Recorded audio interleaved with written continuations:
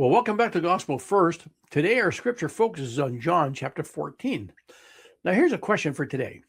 Have you ever faced something so overwhelming that your first instinct was to focus only on yourself? Like a deadline, a diagnosis, a moment that you knew was coming and you dreaded it. Now, imagine knowing your hardest moment is only hours away. And instead of focusing on yourself, you spend that time comforting everyone else. That is where we find Jesus in John chapter 14. So let's find out what advice Jesus gives us.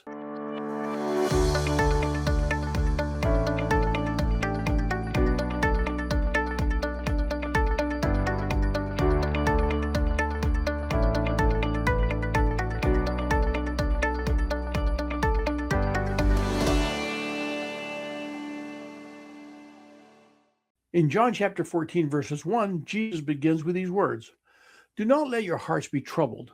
You believe in God, believe also in me." Now, this is not just advice. It is something that he's actively living. Now, according to this scripture, Jesus is only hours away from Gethsemane, yet instead of turning inward, he strengthens his disciples. Now, that reveals something profound. Peace is not the absence of pressure. Peace is trust in the presence of God. What does it mean to believe? The idea of belief here comes beyond intellectual agreement. It means trust, loyalty, relationship.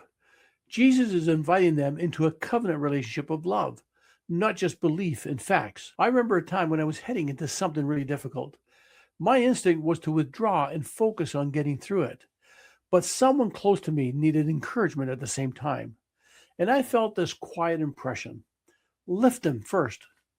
When I did, something unexpected happened.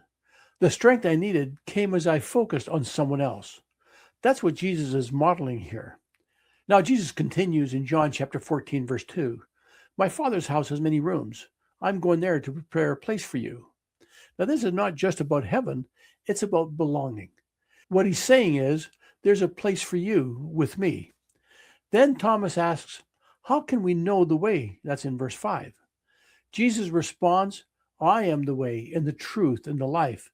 No one comes to the Father except through me." That's in verse 6.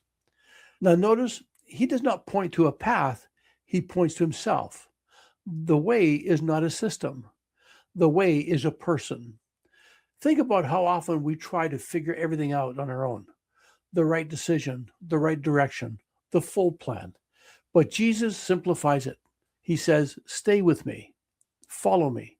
Trust me one day at a time." Now, Jesus ends this section with a powerful promise. "Peace I leave with you. My peace I give you. Do not let your hearts be troubled, and do not be afraid." It's in verse 27. So here's the invitation. Where's your heart troubled today? What are you trying to carry alone? Bring it to him, because his peace is not temporary. It is anchored in who he is. So that's it for another week. Thank you for staying faithful to the journey. May the Spirit continue to fill your heart and draw you close to Jesus Christ.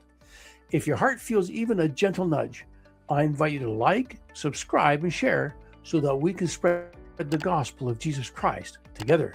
And I'll see you next time as we continue our focus on the book of John, chapter 14 to 17, where Jesus asks us to abide with him.